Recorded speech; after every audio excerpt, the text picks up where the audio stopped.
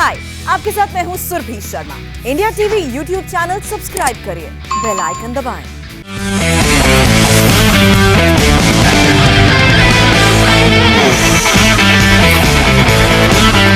नमस्कार, आज की बात में आपका स्वागत है। आज जो सच्चाई मैं आपको बताऊंगा, जो सबूत मैं आपको दिखाऊंगा, उन्हें देखकर आपके होश उड़ जाएंगे। कोरोना के नाम पर कुछ लोगों ने मौत का ऐसा कारोबार किया जिसके बारे में हम और आप सोच भी नहीं सकते, जिसके बारे में कल्पना नहीं कर सकते। कुछ लोगों ने पैसे के लिए ऐसा व्यापार किया। कोरोना की महामारी का फायदा उठाकर लोगों को लूटा। इन बेईमानियों की वजह से कई परिवारों ने अपनों को खोया। अगर समय रहते ये मौत के सौदागर पकड़े न जाते तो हजारों लोगों की और भी मौत हो सकती थी। नकली इंजेक्शन बनाकर मरीजों को बेचने वालों ने दिखा दिया कि हमारे बीच में इंसानों के भेष में कुछ हैवान रहते हैं। उनके लिए इंसानों की जिंदगी से ज्यादा पैसे की अहमियत है।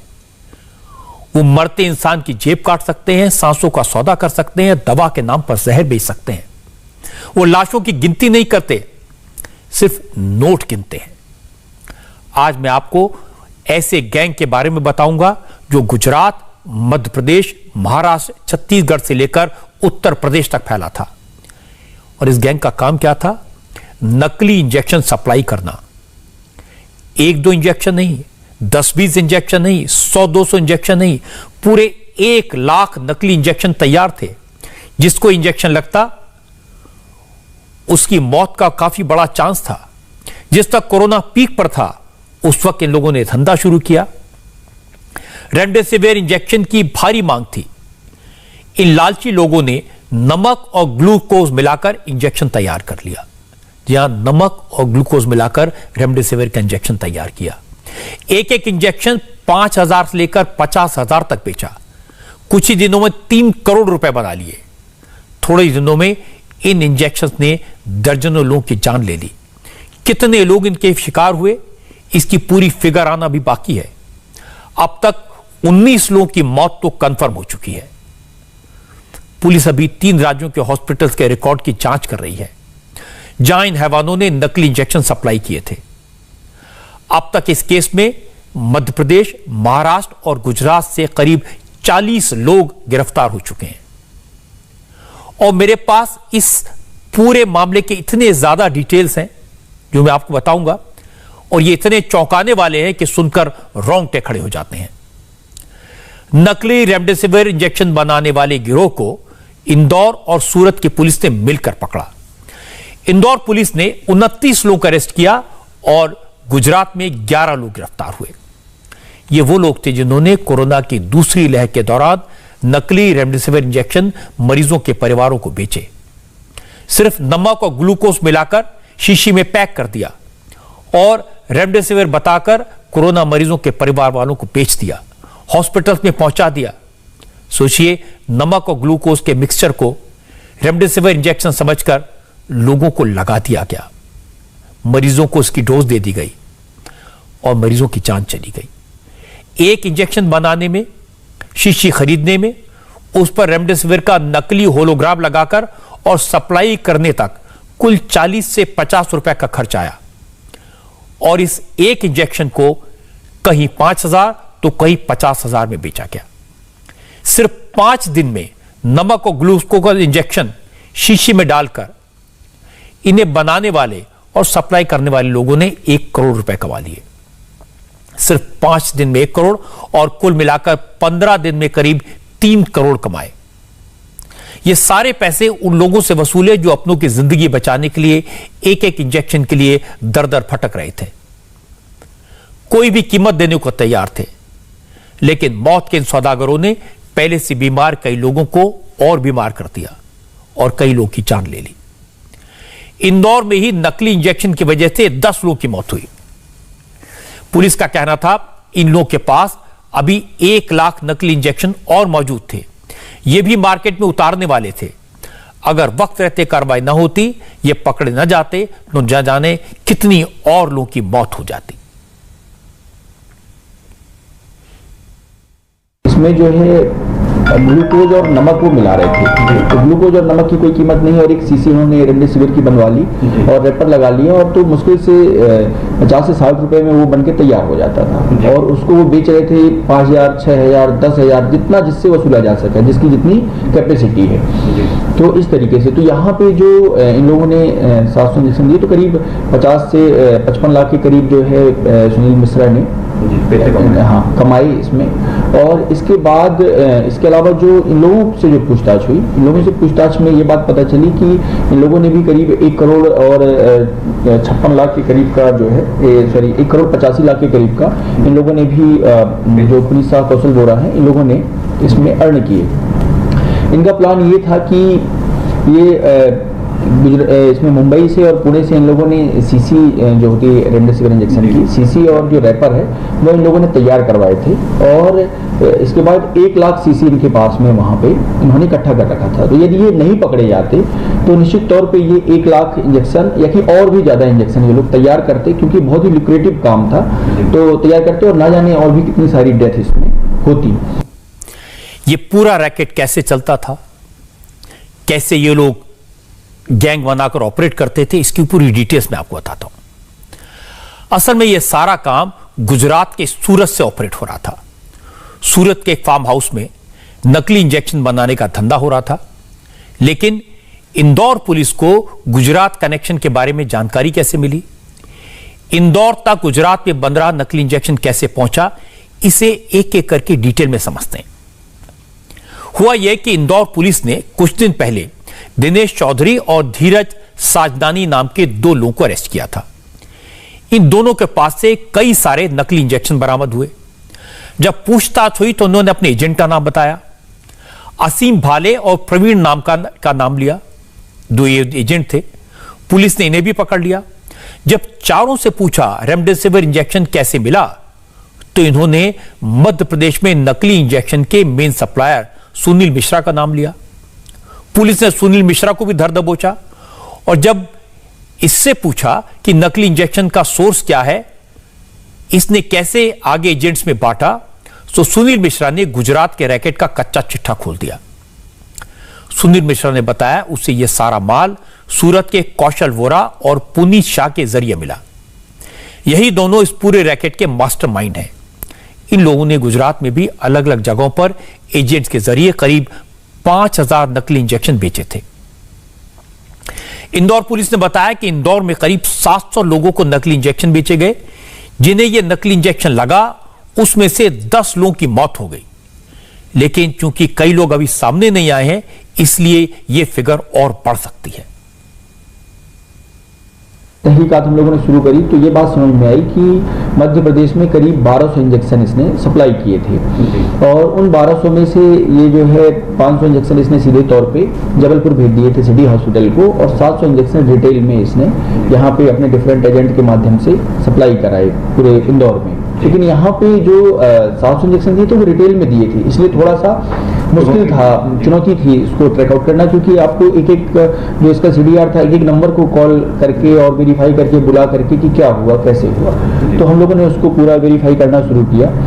इसके बाद करीब 650 के करीब इंजेक्शन हम लोगों ने ट्रैक आउट कर लिया। 85 का नहीं पता चल पाया, क्योंकि कई लोग जो है खुद ही सामने नहीं आते हैं पुलिस के, और कुछ एक इन्होंने फेंके भी जब बाद में पता चल गया कि नकली इंजेक्शन है। तो 650 के करीब इंजेक्शन हम लोगों ने ट्रैक आउट किए, और उसमें से जो चीज़ें पता चली उसमें से करीब जिनको ये इंजेक्शन लगे उनमें से 10 लोगों की मृत्यु भी हो सकता है, थोड़ा सा और भी हो, क्योंकि बाकी अभी कुछ जो उनका ट्रैक आउट नहीं मिल पाया था, तो मृत्यु भी हुई।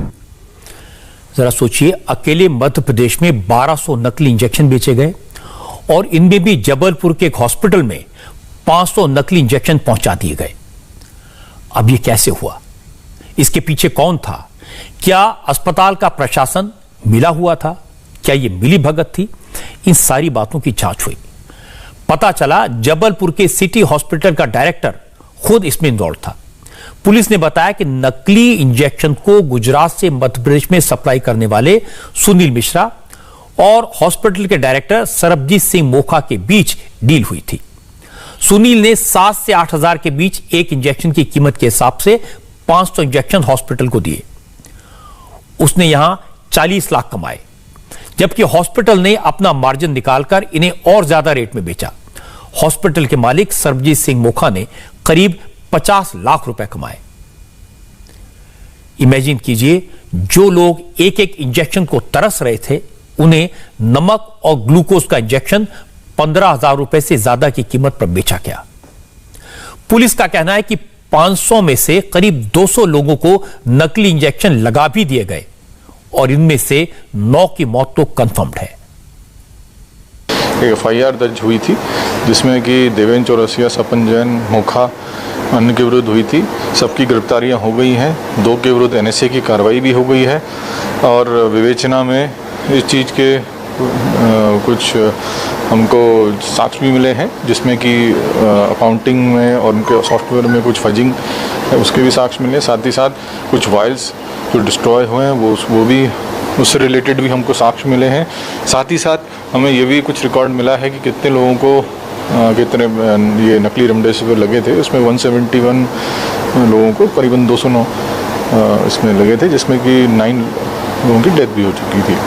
कुल मिलाकर के अभी विवेचना इसमें काफ़ी इसमें हो गई है, आगे विवेचना जारी है। अब अगला कदम हमारा प्रोडक्शन वारंट पे। पुलिस वाले भी हैरान हैं। उन्होंने भी ऐसा केस कभी पहले नहीं देखा। इतने बड़े पैमाने पर मुसीबत के समय में इस तरह की बेईमानी कोई सोच भी नहीं सकता। अब सवाल है कि मरीजों के परिवार वाले तो मेडिकल साइंस और दवाओं के बारे में नहीं जानते, असली नकली की पहचान नहीं कर सकते, लेकिन डॉक्टर भी असली और नकली इंजेक्शन में फर्क क्यों नहीं कर पाए? तो मैं आपको बता देता हूं कि इन लोगों ने नकली इंजेक्शन बनाने से पहले पूरी रिसर्च की थी, रेकी की थी, हूबहू असली जैसा इंजेक्शन बनाया। पुलिस ने जो डिटेल्स बताई वो कमाल की हैं। असल में कौशल वोरा और पुनीत शाह पैसा कमाना चाहते थे, जल्दी से कमाना चाहते थे। क्योंकि कोरोना काल में रेमडेसिविर इंजेक्शन की मांग बहुत ज्यादा थी, सप्लाई कम थी, दोनों को इस काम में, इस पाप में स्कोप दिखा। लेकिन मुश्किल यह थी कि उस वक्त रेमडेसिविर इंजेक्शन सिर्फ उन्हीं लोगों को मिल पा रहा था जिनको कोरोना की रिपोर्ट पॉजिटिव मिली थी। इन्होंने इसका इस्तेमाल किया। जिन लोगों को इस इंजेक्शन की जरूरत थी, ऐसे लोगों को ही इस इंजेक्शन को दिया जाता था। तो असली इंजेक्शन हासिल करने के लिए इन दोनों ने कोरोना पॉजिटिव होने की अपनी नकली टेस्ट रिपोर्ट बनवाई। उस रिपोर्ट के आधार पर प्रशासन से एक असली रेमडेसिविर इंजेक्शन लिया और इसके बाद असली इंजेक्शन को कॉपी करके नकली इंजेक्शन तैयार करने की प्लानिंग की। क्योंकि ये दोनों मेडिकल लाइन से जुड़े थे, इसलिए जानते थे अगर शीशी में सिर्फ ग्लूकोज भरेंगे तो डिस्टिल वाटर मिलाते ही वो पूरी तरह घुल जाएगा, जबकि रेमडेसिविर इंजेक्शन थोड़ा थिक होता है, इसलिए लोगों ने उसमें ग्लूकोज के साथ साथ सॉल्ट मिलाया। ये लोग समझ रहे थे कि अगर थोड़ी मात्रा में नमक और ग्लूकोज का घोल बॉडी में इंजेक्ट कर भी दिया जाएगा तो किसी तरह का खतरा नहीं होगा, मरीज तुरंत नहीं मरेगा, इन पर बात नहीं आएगी। इसलिए लोगों ने ग्लूकोज और नमक के पाउडर को मिलाकर नकली रेमडेसिविर इंजेक्शन तैयार किया और इसके बाद लोगों ने इंजेक्शन की पैकिंग और शीशी पर लगे रैपर के बारे में पूरी जानकारी हासिल की। इन लोगों को पता चला कि इसकी शीशी वापी में बनती है, जबकि दवा का डिटेल लिखा हुआ स्टिकर मुंबई में छप सकता है। इन लोगों ने अपने साथियों के जरिए तुरंत लाखों शीशियां और स्टिकर्स का ऑर्डर दिया। जैसे ही शीशियों की सप्लाई मिली, इन लोगों ने उसमें ग्लूकोज और नमक का भरा, मिक्सर मिलाकर शीशियां तैयार की और रेमडेसिविर की स्लिप लगाकर, रैपर लगाकर उसे बेचना शुरू कर दिया।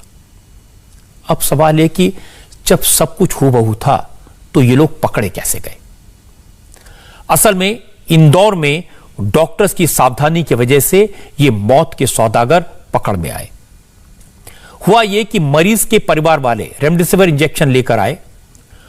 डॉक्टर जब मरीज को इंजेक्शन दे रहे थे तो उन्होंने नोटिस किया कि इंजेक्शन की शीशी में सामान्य से ज्यादा सॉल्ट है। इसके बाद जब डॉक्टर्स ने मरीजों को इंजेक्शन दिया तो लिक्विड आसानी से बॉडी में इंफ्यूज नहीं हो रहा था। डॉक्टर्स अलर्ट थे, उन्हें लगा कुछ गड़बड़ है और फिर उन्होंने पुलिस को इसकी खबर की। पुलिस ने चुपचाप बिना शोर मचाए मामले की जांच शुरू की। सबसे पहले सॉल्ट की जांच करवाई गई। जब इंजेक्शन के सॉल्ट की रिपोर्ट आई तो पुलिस और डॉक्टर्स के होश उड़ गए, क्योंकि पता लगा जिसे दवा समझकर मरीज की बॉडी में इंजेक्ट किया जा रहा था, असल में वो तो नमक और ग्लूकोज का मिक्सचर था। जांच आगे बढ़ी तो तथ्य सामने आए, वो और भी हैरान करने वाले थे, शॉकिंग थे। पुलिस ने बताया कि मरीजों की परिवार वालों से बात करके पुलिस नकली इंजेक्शन बेचने वालों तक पहुंची।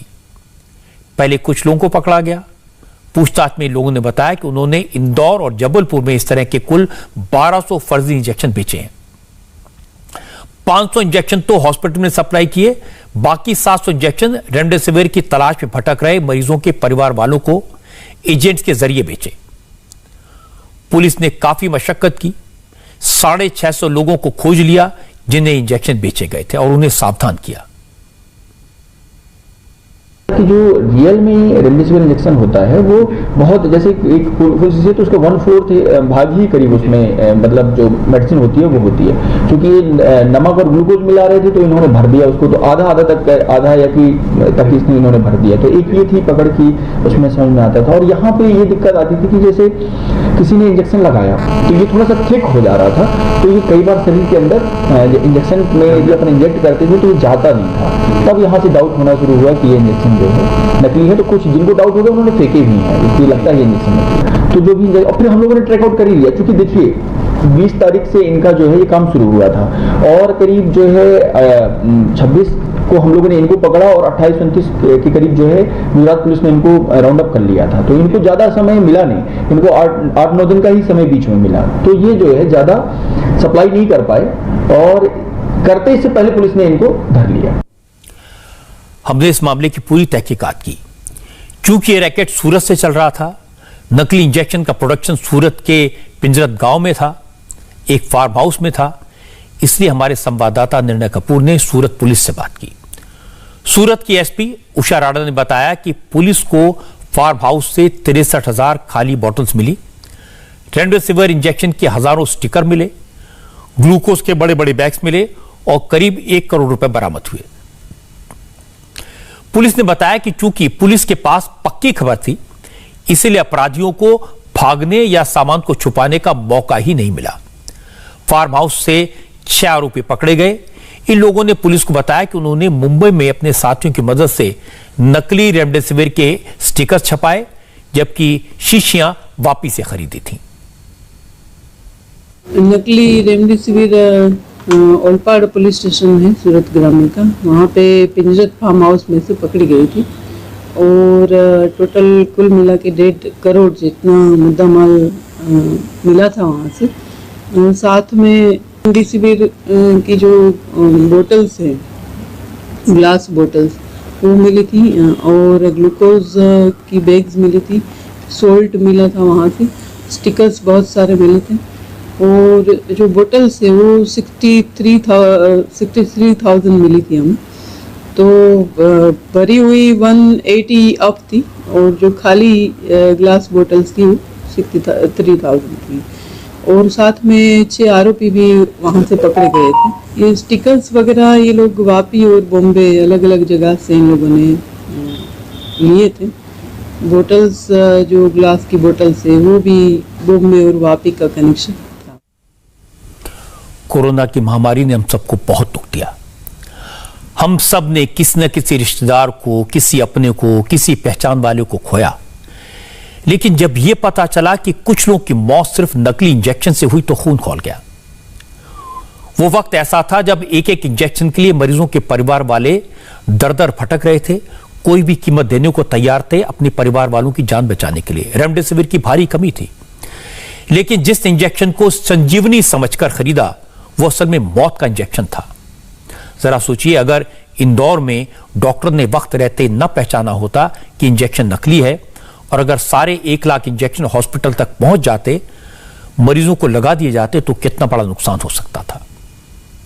मैं पुलिस की तारीफ करूंगा कि उन्होंने बड़ी चतुराई से इस मामले को इन्वेस्टिगेट किया, चुपचाप सारे तार जोड़े और अपराधियों को गिरफ्तार किया। एक ऐसा पाप है जिसकी जितनी भी सजा दी जाए वो कम होगी।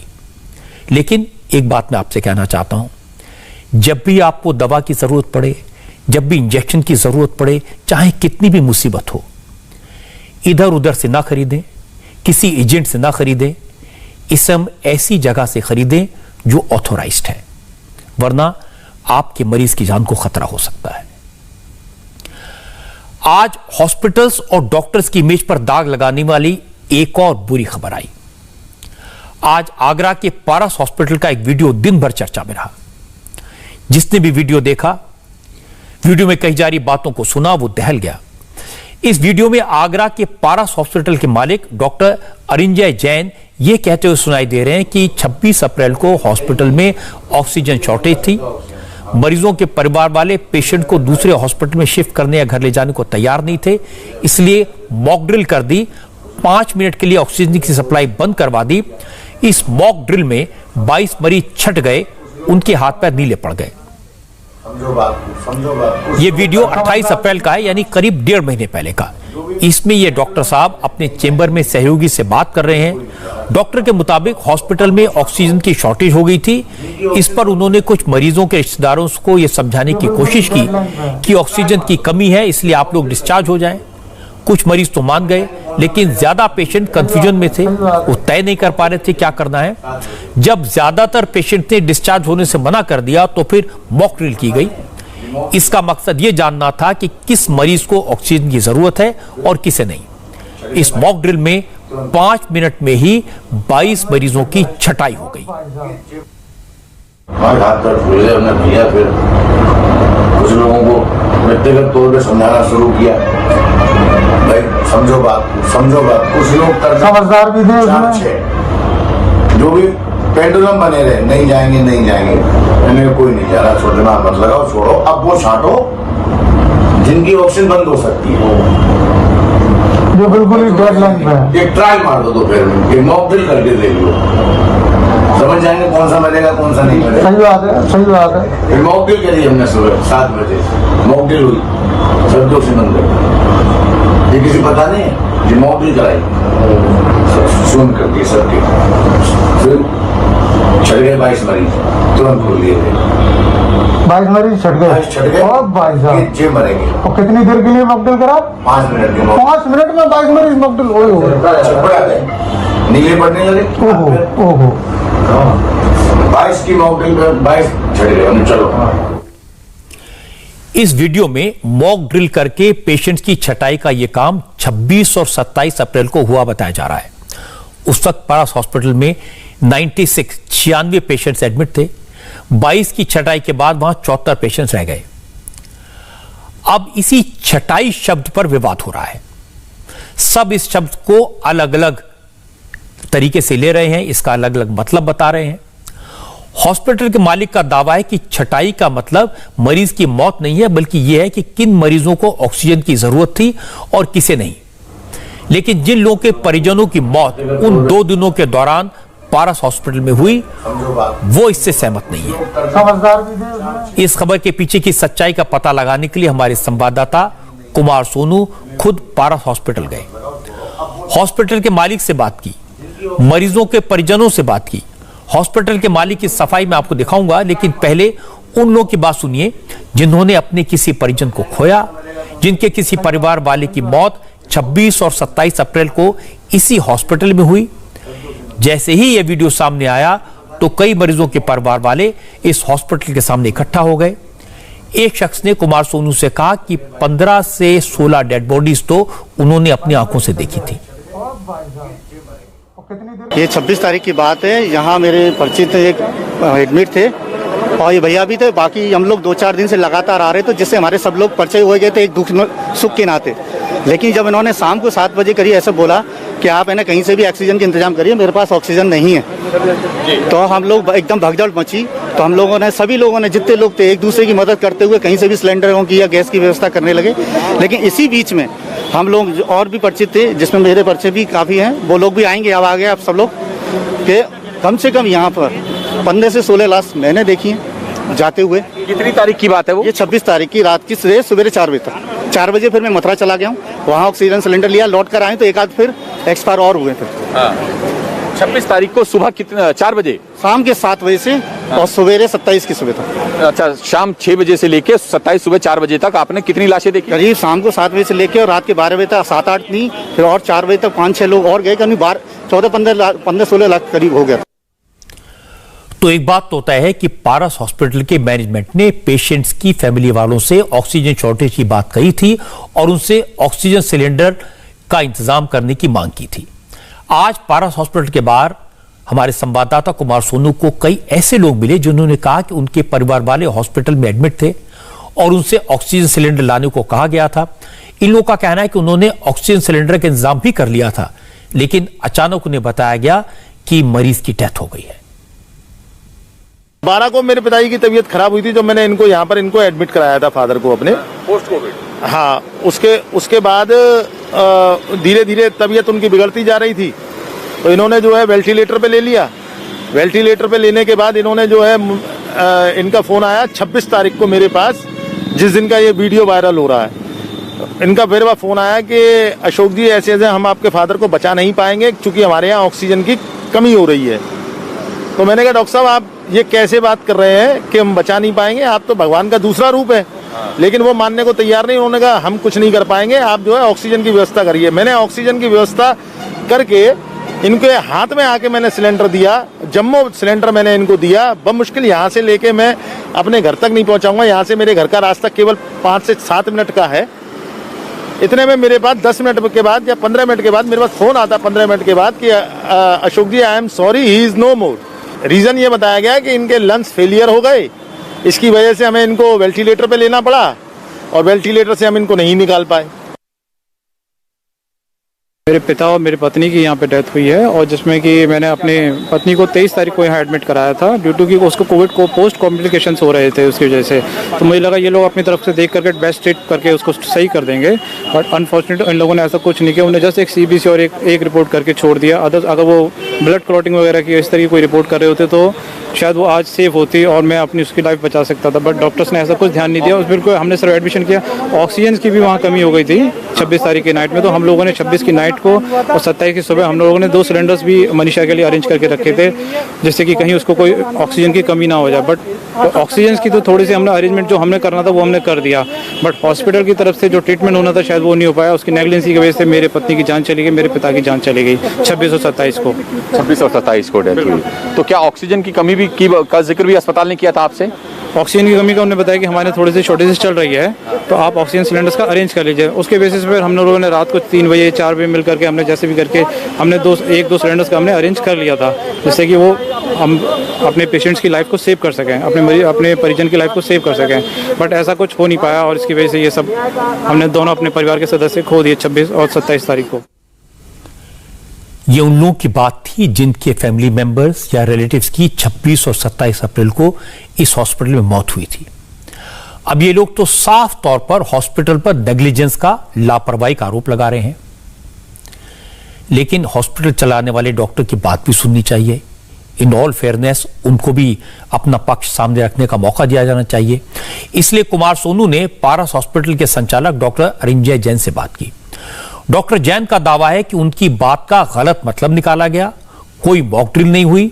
जिस वक्त सिलेंडर खत्म होने वाला होता है उस वक्त ऑक्सीजन का फ्लो कम हो जाता है।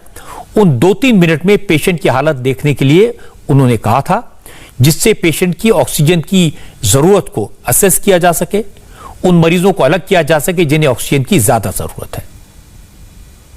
मॉकड्रिल नाम का जो ऑक्सीजन बंद करने का कृत्य बताया जा रहा है, ऑक्सीजन तो 5 मिनट सेकंड के लिए बंद नहीं की गई और ना मॉकड्रिल किसी को मारने के लिए की गई। मॉकड्रिल का तात्पर्य केवल इतना है कि ऑक्सीजन का लोड, पेशेंट की ऑक्सीजन नीड को असेस करना और उन मरीजों को कैटेगराइज करना जिनको बहुत अधिक ऑक्सीजन की आवश्यकता है, जिनको कंटिन्यूअस ऑक्सीजन लगनी रहे और ऑक्सीजन की अधिक किल्लत होने पर वो मरीज खतरे में आ सकते हैं, ज्यादा क्रिटिकल हैं, जैसे हाई फ्लो पर हैं, बाईपैप पर हैं अथवा वेंटिलेटर पे हैं। अच्छा ये बताइए, वही 22 मरीज मैंने छांटे। वीडियो में एक बात और कही कि कुछ मरीज ऐसे थे जिनका शरीर नीला पड़ना शुरू हो गया। हाँ सर, वो हाइपोक्सिया का साइन है। जैसे हम आपको भी दिखा सकते हैं, एक 2-3 मिनट का समय आता है, जब कोई सिलेंडर खत्म होने की रफ्तार पे आता है, खत्म होने पर आता है, तो उसका फ्लो कम होता है। उन 3 से 5 मिनट में, या बल्कि और कम समय कहिए, उसमें जो पेशेंट हाई ऑक्सीजन डिपेंडेंट होते हैं उनको हाइपोक्सिया के साइन दिखने लगते हैं। तो हम उनको चिन्हित कर रहे थे। आपके पास कोई और जरिया नहीं था, यानी कि जो मरीज जिसका ऑलरेडी लेवल 60 है, 50 है, 65 है, उसकी ऑक्सीजन कम करके आप देख रहे हैं कि ये सरवाइव कर पाएगा नहीं कर पाएगा, ये कौन सा सही तरीका हुआ? नहीं सर, कम करके भी नहीं देखा गया। तो आपने उनको मॉक ड्रिल कैसे किया, मुझे ये समझा दीजिए। जो मॉक ड्रिल करके आपने 22 मरीज छांटने की बात कही है कि 22 मरीज छट गए, ये बता दीजिए वो मॉक ड्रिल आपने किया कैसे? मैं बताता हूं कैसे किया। जैसे पेशेंट हमारा कोई 10 लीटर पे है, अब 10 लीटर फ्लो पे ऑक्सीजन चल रही है। हम सामान्यतः इन चीजों पे जब ऑक्सीजन की आपूर्ति पर्याप्त होती है तो ध्यान नहीं देते हैं। ठीक है। अब जैसे सिलेंडर बदला गया, तो एक 2-3 मिनट का फ्लो स्लो हुआ ना, उस स्लो फ्लो में ही उनको हाइपोक्सिया डेवलप होने लगा। तो ये वो मरीज थे जो एक मॉक ड्रिल, माने हमने उसको ध्यान दिया उस चीज पर कि किस किस को कितने कितने लीटर्स की ऑक्सीजन की जरूरत। आपने कहा 5 मिनट का मॉक ड्रिल किया हमने, बाकायदा वो जो बात कही जा रही है उससे ये क्लियर हो रहा है कि आपने पूरा प्रॉपर वो ऑर्गेनाइज करके किया कि किसी की कम करनी है या ज्यादा करनी है या फिर बंद करनी है, वो पूरा प्रॉपर ऑर्गेनाइज किया गया। डॉक्टर साहब, उसमें ये बात बिल्कुल नहीं है कि सिलेंडर बदलने के दौरान हमने असेसमेंट किया। आपने कहा मॉक ड्रिल किया गया, 5 मिनट के लिए हमने बंद की, पूरा टाइम आपने बताया और ऑर्गेनाइज किया गया। 5 मिनट के लिए ऑक्सीजन किसी की भी बंद नहीं की है। वो बयान मिस इंटरप्रिटेट हो रहा है। 5 मिनट में आईसीयू में बेड साइड खड़े होकर के उनके फ्लो कम होते हुए देख करके उनको असेस किया है कि ये मरीज वो हैं जिनके फ्लो कम नहीं हो सकते। अब डॉक्टर साहब की कौन सी बात पर यकीन करें, जो उन्होंने वीडियो में कही या जो हमारे संवाददाताओं को कह रहे हैं। डॉक्टर अंजय जैन का दावा है कि वायरल वीडियो का जो मतलब निकाला जा रहा है, 22 मरीजों की मौत की जो बात कही जा रही है वो पूरी तरह गलत है। उनका कहना है कि 26 और 27 अप्रैल को उनके हॉस्पिटल में सिर्फ 7 लोगों की मौत हुई थी। इनमें भी ऑक्सीजन की कमी से एक भी मरीज की मौत नहीं हुई। हालांकि जब उनसे यह पूछा गया कि 26-27 अप्रैल को जिन 7 लोगों की मौत हुई वो कोरोना के पेशेंट थे, लेकिन इन 2 दिनों में हॉस्पिटल में कितने नॉन कोविड पेशेंट्स की मौत हुई, इस सवाल का जवाब देने से डॉक्टर अंजय ने साफ इनकार कर दिया। उन्होंने कहा कि इसकी जानकारी फिलहाल उनके पास नहीं है। 26, 27 और 28 इन दिनों में आपके अस्पताल में कितनी मौतें हुई कोविड और नॉन कोविड? नॉन कोविड का तो मुझे देखना पड़ेगा एक बार। 26 तारीख को हमारे यहाँ 4 कोविड डेथ हुई हैं। 27 तारीख को हमारे यहाँ 3 कोविड डेथ हुई हैं। ये डेली बेसिस पर हम लोग सीएमओ कार्यालय में सूचनाएं भेजते थे। इनके डेथ ऑडिट भी कराए गए हैं और जिला प्रशासन को भी अवगत कराया है उनके माध्यम से। 4 और 3 डेथ आप बता रहे हैं, ये ऑक्सीजन लेवल डाउन होने की वजह से हुई है या किस कारण? बिल्कुल नहीं, बिल्कुल नहीं। वो क्रिटिकल कोरोना पेशेंट्स थे, उनके लंग्स बैडली डैमेज थे। किसी का सीटी में स्कोर 22/25 था, किसी का 20/25 था। बहुत सारे लोगों को कोमॉर्बिडिटी थी। बहुत सारे ओल्ड एज पेशेंट्स थे जो कई दिनों से एडमिट थे, कई हफ्तों से भी एडमिट थे, और जो इम्प्रूव नहीं कर रहे थे, वेंटिलेशन पे थे, बाईपैप पे थे, ये उनकी बीमारियों से डेथ हुई है। ऑक्सीजन की कमी से कोई डेथ नहीं हुई है और ऐसा ऑक्सीजन बंद करने का कोई मॉक ड्रिल नहीं किया गया है। इतनी बातें सुनने के बाद भी हमारे संवाददाता कुमार सोनू ने डॉक्टर साहब का पीछा नहीं छोड़ा। तो फिर डॉक्टर जैन कुमार सोनू को लेकर उस रूम में गए जहां ऑक्सीजन सिलेंडर रखे थे और जहां से ऑक्सीजन की फ्लो का कंट्रोल होता है। डॉक्टर जैन ये बताना चाह रहे थे कि हॉस्पिटल ने जो किया वो मरीजों की ऑक्सीजन डिपेंडेंसी को जानने के लिए किया। जैसे इस समय ये सिलेंडर खत्म, ये वाला चल खत्म हो गया, ये भरा जो चल रहा है, जो चल इस पे हाथ रखिए सर एक बार। ये गरम है ना? हाँ, ये आप इस पे हाथ रखिए। ये चल रहा है। अच्छा, अब जब जैसे स्टार्ट होगा ये गया है ना? हाँ, ये गया, फ्लो यहाँ से कंट्रोल होगा। हाँ, इस वाले से है ना? हाँ, कम ज्यादा करेंगे तो फ्लो यहाँ से कंट्रोल हो जाएगा। हाँ, तो ये सिलेंडर जब यहाँ तक भरा हुआ है, यहाँ तक, हाँ, तब तो ये हाई फ्लो देगा। हाँ, उसमें प्रेशर है 7 मिलीमीटर क्यूब का। हाँ, जब ये यहाँ रह जाएगा ना, यहाँ, हाँ, तो इसका फ्लो ऑटोमेटिक कम हो जाएगा। ऑटोमेटिक कम होगा, उसी फ्लो में मॉकटेल हो जाएगा, सब चेक हो जाएगा किस किस को डिपेंडेंसी ज्यादा है। लेकिन आज जैसे वीडियो सामने आया तो आगरा के डीएम, एसपी और तमाम दूसरे अफसर तुरंत पारस हॉस्पिटल पहुंचे, जांच की, हॉस्पिटल का रिकॉर्ड चेक किया। पता लगा कि हॉस्पिटल में ऑक्सीजन की कोई कमी नहीं थी।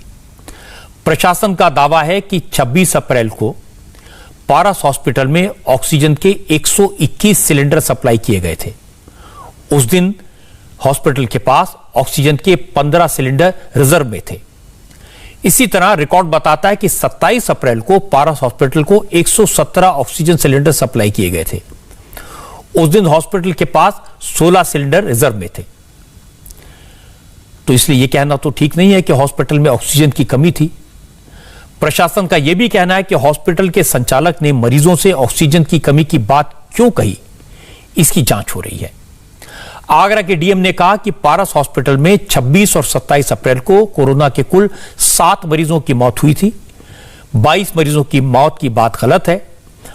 अब हॉस्पिटल के संचालक के खिलाफ पैंडेमिक एक्ट के तहत केस दर्ज किया गया है और फिलहाल पारस हॉस्पिटल को सील कर दिया गया है।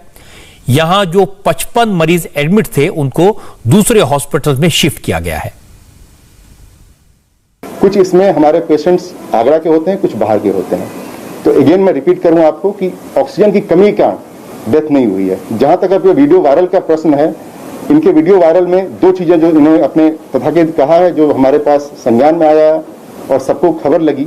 इन्होंने जो कहा है कि साहब मोदी नगर में प्लांट में ऑक्सीजन खत्म हो गया है और इससे हमें एक भ्रम की स्थिति पैदा हुई। यह इनका कार्य गलत है। इस तरह की बातें कभी भी नहीं कहना चाहिए, जिससे कि जन समाज में भय का वातावरण हो। इसके क्रम में एक इनको जो हमारा महामारी अधिनियम है उसके तहत इनके खिलाफ मुकदमा किया जा रहा है। अब एक और परेशानी सामने आई है।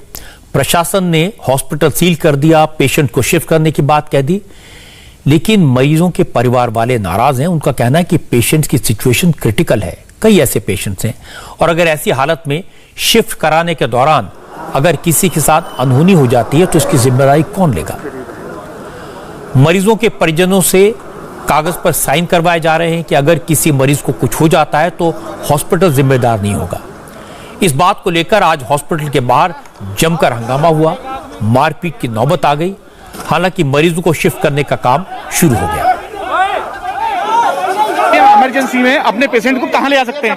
कम से कम हमको 3 या 4 दिन चाहिए। तब हमारे मतलब पेशेंट ऐसा है कि हम उसको एकदम नहीं ले जा सकते। इसलिए हमको कम से कम 3 या 4 दिन चाहिए, जिसके लिए हम कम से कम उस अपने पेशेंट को अपने सेटअप करके शिफ्ट कहीं कर सके। कहाँ ले? प्रशासन इस चीज का जिम्मेदार बनेगा? मैं पेशेंट अगर मेरा मर गया, कहीं कुछ दिक्कत हो रही है, कौन जिम्मेदार होगा? कहाँ ले जाऊँ मैं अपने पेशेंट को? आपको अस्पताल कह रहा है अपने मरीज को ले? हाँ, शिफ्ट करा लो अपने पेशेंट को, शिफ्ट करा जाके। उन्होंने साइन करवा लिए।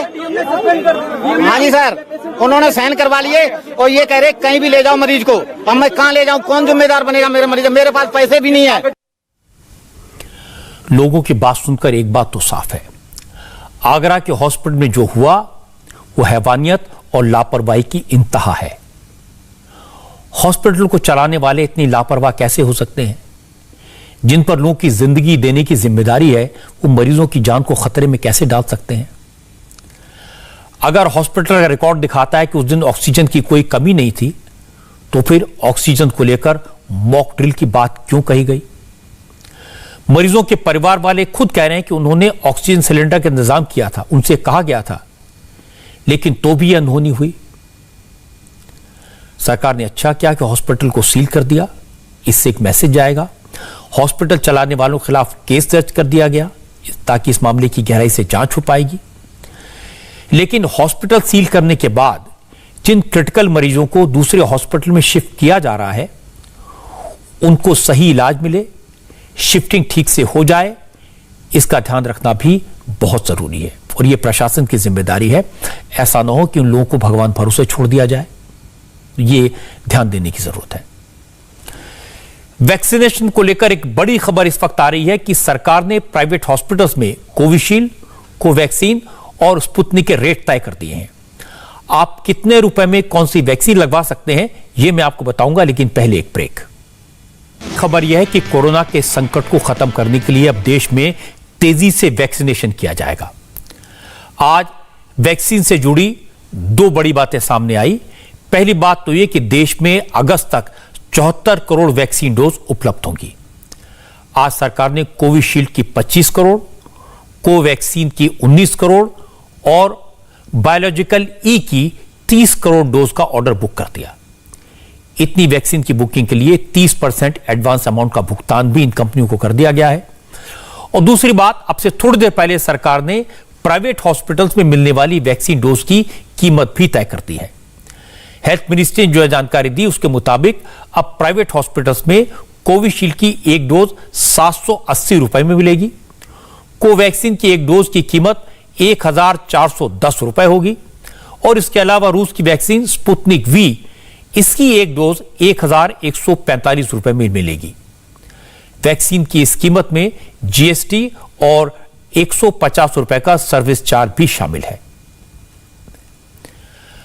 आज एक और मजेदार डेवलपमेंट यह हुआ कि अखिलेश यादव को भी वैक्सीन की अहमियत समझ में आ गई। उन्होंने आज ऐलान किया अब वो भी वैक्सीन लगवाएंगे और जिन लोगों ने अब तक वैक्सीन नहीं लगवाई उनसे भी वैक्सीन लगवाने की अपील करेंगे। अखिलेश यादव वैक्सीन लगवाएंगे, ये अच्छी बात है, लेकिन अखिलेश का यह बयान खबर इसलिए बना क्योंकि जब देश में वैक्सीनेशन शुरू हुआ था उस वक्त अखिलेश यादव ने कहा था ये बीजेपी की वैक्सीन है, वो बीजेपी की वैक्सीन नहीं लगवाएंगे। लेकिन आज अखिलेश ने ट्विटर पर लिखा वो सिर्फ बीजेपी की वैक्सीन के खिलाफ थे, भारत सरकार की वैक्सीन के नहीं। हम भारत सरकार के टीके का स्वागत करते हैं और जिन लोगों ने टीका नहीं लगवाया उनसे भी टीका लगवाने की अपील करेंगे।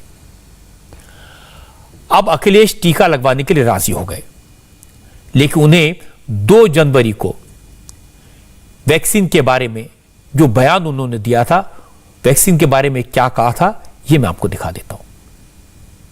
देखिए, मैं तो नहीं लगवाऊंगा अभी वैक्सीन, मैंने अपनी बात कह दी, और वो भी बीजेपी लगाएगी उसका भरोसा करूंगा मैं? अरे जाओ भाई, अरे अपनी सरकार आएगी सबको फ्री वैक्सीन लगेगी, हम बीजेपी का वैक्सीन नहीं लगवा सकते। मुझे लगता है जिस समय अखिलेश यादव ने यह कहा था कि वो बीजेपी की वैक्सीन नहीं लगवाएंगे, उस समय उन्होंने इस पूरी बात को लाइटली लिया था। उन्हें इस बात का अंदाजा नहीं था कि ये इतनी बड़ी बात बन जाएगी। लेकिन एक बात सच है, उन्होंने तो बात चाहे मजाक में कही हो, लेकिन इसका नुकसान हुआ था। आज भी हम देखते हैं कि उत्तर प्रदेश के कई गांवों में, खासकर ऐसे इलाकों में जहां पर समाजवादी पार्टी का असर है, वहां लोग वैक्सीन लगवाने के लिए आगे नहीं आते। हेल्थ वर्कर्स को जगह जगह जबरदस्त जद्दोजहद करनी पड़ती है लोगों को समझाने में, वैक्सीन लगाने में।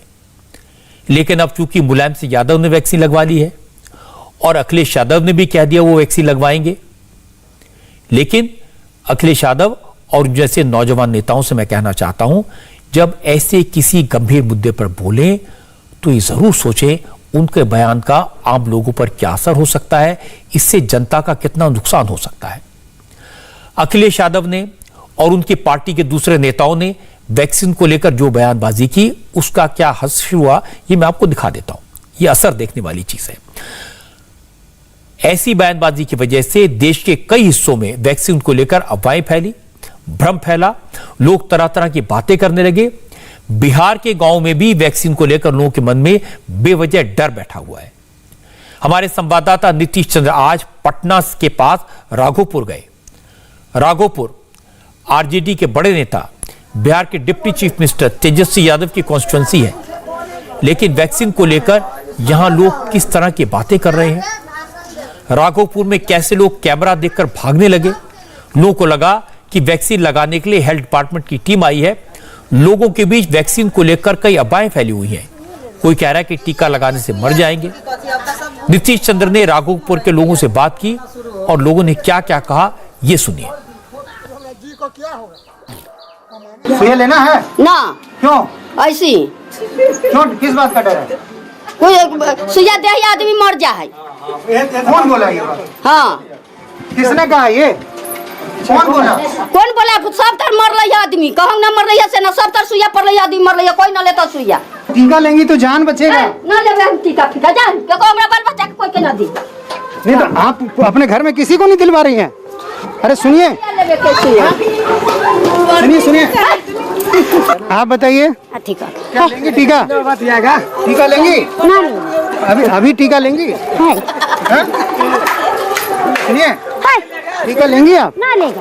आपके घर में कोई नहीं ले रहा? ना कोई ले रहा। क्यों नहीं ले रही है?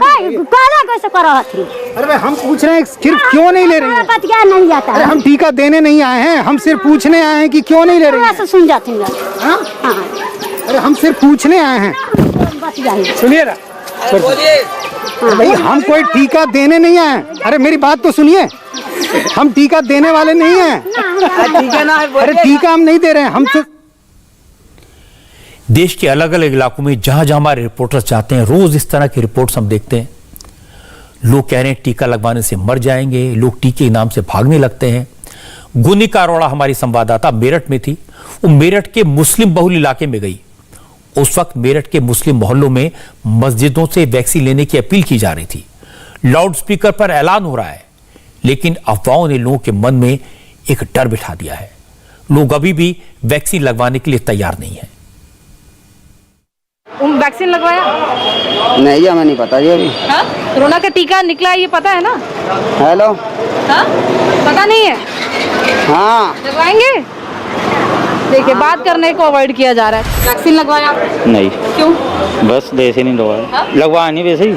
क्यों नहीं लगवाया? वैक्सीन तो आ गई है। हाँ, लगवाया नहीं। पर क्या वजह है? बस मन नहीं करता लगवाने को। अरे पर कोरोना हो जाएगा तो क्या करेंगे? ये तो ऊपर वाली की वजह से, जो ऊपर वाला होगा कहेगा होगा तो वही।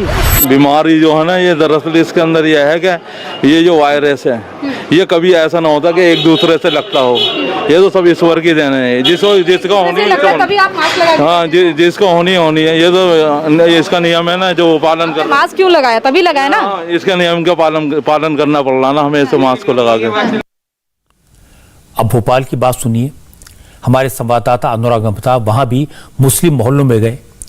यहां भी वैक्सीन को लेकर कई तरह की अफवाहें फैली हुई हैं। लोग कह रहे हैं कि वैक्सीन लगवाने से वो मर जाएंगे। माता जी देख नहीं रहो आप, कब्रिस्तान तक में जगह नहीं। तो इंजेक्शन से मारा बेचारा, डर डर के। कोई ने सेन करी, कोई ने नहीं करी, मर गया। अरे माता जी, कोरोना से तो जो है इंजेक्शन लग रहा है तो बच रहा है। कोई नहीं बच रहा है। अच्छा, आपको कौन ने बताया? कौन ने बताया? टीवी पिन पे सब तो देख रहे हैं, मोबाइल पे जनता। अच्छा, मोबाइल पे देख रहे हैं। हाँ। तो कहाँ रहो मोबाइल पे? और नहीं तो सभी वो थोड़ी कोई पागल मागल। अच्छा, मोबाइल पे बता रहे हैं तो हम तो नहीं लगवा रहे भैया। पर कोरोना मार रहा है। कोरोना से नहीं मार रहा, इंजेक्शन से मार रहा।